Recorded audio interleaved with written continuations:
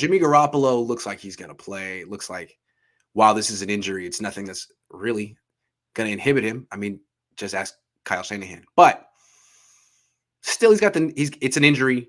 He missed some time yesterday, Tuesday. He's got the thumb injury. He's not good. Sorry, Niner fans. He's not particularly great. And he's thrown 2 touchdowns and 5 picks in the last 3 games. Not exactly hot right now. Niners winning in spite of him, according to everything I've heard nationally. I think that's pretty much correct.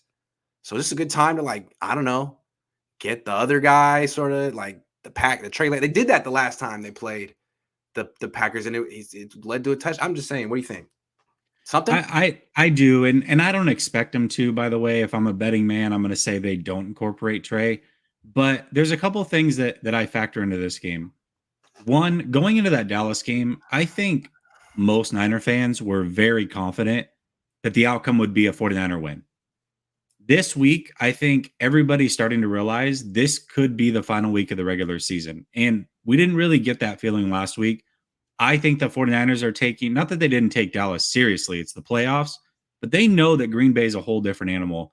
You have to throw everything you have in the bag at them during this game. And I think Trey Lance being and playing at North Dakota State, cold weather, this is his forte. I'm not saying give him the start or 20 plays. I'm not even putting a number on it. I'm just saying at some point, as a wrinkle, he should enter the game, and they should be game planning for that in case they need it like they did for the last game. So do I think they will? Probably not. Should they? Because this is really your last hurrah. Like, you've got to get this one done. I think you should incorporate Lance in some sort of fashion at some point during this game. Do everything you can to go out and win. And I think Trey Lance can help you win this game, even if it's not as the starting quarterback. Yeah, I think Trey Lance should start. I'm pretty consistent on that one. And I know people think it's crazy, but and it is kind of crazy to turn to a guy after 2 career starts and say, hey, you're up in the NFC Championship game. But think about it. Look at where Jimmy's at right now. He's injured and coming off 5 picks in his last 3 starts. The game plan this week is going to be the game plan from the 2019 NFC Championship game. As few passes as possible. 8 if possible. 7 if possible. So great. And can the Niners win that way? Yes, they can. But it's harder to win that way, to run 45 times playing 10 on 11 than it is running 45 times playing 11 on 11. I think that's pretty basic math. I shouldn't be too hard to understand. I feel like if you want to throw 8 times, that's your goal, and run 45 times. Well, I think if Trey Lance were the starter, this team could run for 250 yards or 300 yards. He alone could run for 150, kind of like Colin Kaepernick did against his team 10 years ago. Jimmy just hands off and is out of the play, and it's 10 on 11, and the Niners are great, and they can make that work.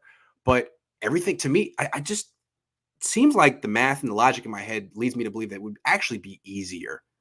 11 on 11 as opposed to 10 on 11. You just want to run the ball anyway. What is Jimmy there for other than to, speak clearly in the huddle? I don't know. You know what I mean? I just don't understand what he brings. I don't get it anymore. I'm totally at loss for what it is. He makes rookie mistakes. He crumbles under pressure. I mean, really, what is it that Trey can't do that this guy does? Name one thing. I don't get it. He doesn't. Well, then he doesn't play well in the playoffs. Everybody wants to give him this clutch gene moniker based off of some regular season games and stats. The man is god awful in the playoffs. Let's just call a spade a spade. He's not good in the playoffs. His 4th quarters in the playoffs have been atrocious. That is not a clutch gene. I'm not saying he can't clutch up. I'm not saying they can't win with him, but I don't think you're that far off base. I think the timing now would be rough to make that happen. I think if they were going to do it, they just should have stuck with them after the Texans game.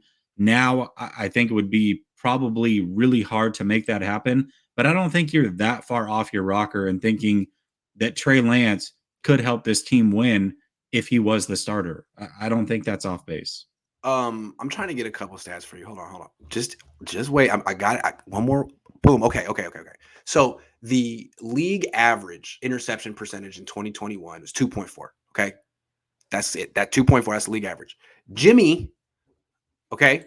Jimmy this season, his INT percentage was 2.7. So that's above the league. That's bad.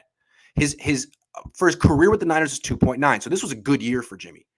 In the playoffs, his interception percentage 4.8. It was 5.2 in 2019. It's 4 right now.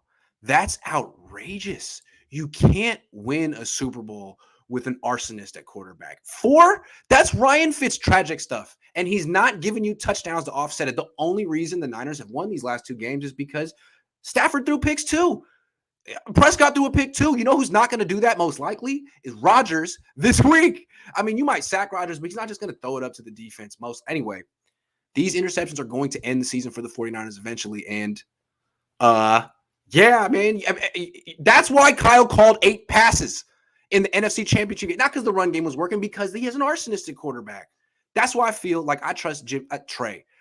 Jimmy has no sense of the moment. He shrinks in big moments. We've seen it in the Super Bowl. We saw it last week. His football IQ is non-existent. So I'll take the 21-year-old. I'm sorry. I'll take the 21-year-old. We don't have to do this every day. No, I know. But I think people get confused and they say experience. Well, he's the experienced quarterback. And to that, I say, not all experience is good experience. If your experience is playing bad in these moments repeatedly, tell me how that's a good thing. Maybe if you did it once when you were a young player, you can overcome it and learn from it. I just don't think doing it over and over and over. At some point, like, this is just who you are. It's not an experience that's going to make you better for it. This is just the player that you are. Even the biggest Jimmy Garoppolo supporters, if they were to come on my channel and I were to ask them, what's your game plan this week? They would say, run the ball. No one would say with the key right here is to drop back Jimmy 35 times, 40 times, and go toe-to-toe with Aaron Rodgers. No one would say that. They're going to say, well, Jimmy's a little hurt, and, he's a little interception prone. He's got this great. So why don't you just stick to the script and run the ball as much as possible? Then what is Jimmy necessary? Well, why is he here? People just act like it's something about osmosis or something about his vibe. There is a vibe about him that gets other people to play well. And it's very, I don't know, it's funny. Like, a lot of people are into like advanced stats and things like that. And it's clear that Kyle Shanahan's offense is very good. But when all those nerds, but like advanced stats guys praise Jimmy Garoppolo, all I'm hearing is the Niners win with him. The Niners win. Like, that's what we're reduced to. QB wins. I thought that wasn't a thing. But with Jimmy, it is. Why? I don't get that. Yeah, I mean, and it's so skewed because, again, you're comparing him to third string quarterbacks or guys that don't belong in the league. I would hope, and I think that's the other thing. This is where people get confused when we talk about Jimmy. At least me, I don't know where you stand on this sometimes, but at least me, he's a starting level quarterback in this league. I'm not saying that he's not. So him versus a third string quarterback, of course they're going to win. Jesse, the thing about Jimmy is his interception percentage being consistently high is crazy. And the fact that Kyle Shanahan can work around that is a testament to Kyle, in my opinion. And when Jimmy goes somewhere else and starts throwing picks on a team like Detroit, you know what I mean? Which is going to be his future.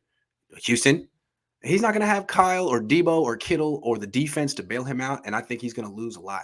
So we'll see about that. We'll see. I guess he gets hurt every 5 games. Right. I guess what I want to be clear about is he's starting level, but I think after about 15 or so quarterbacks in the league, there's a major drop off. Like, there's not a lot of really good starting level quarterbacks. That's why they're constantly being drafted, right? Trying to get it right. There's constantly, if there was 32 clear cut starting quarterbacks every year, you wouldn't be drafting these kids to be your future starters. It's always going to be a revolving door after, say, 15. And Jimmy's in that revolving door that, yeah, he could be replaced at any time. But for now, he's starting level. So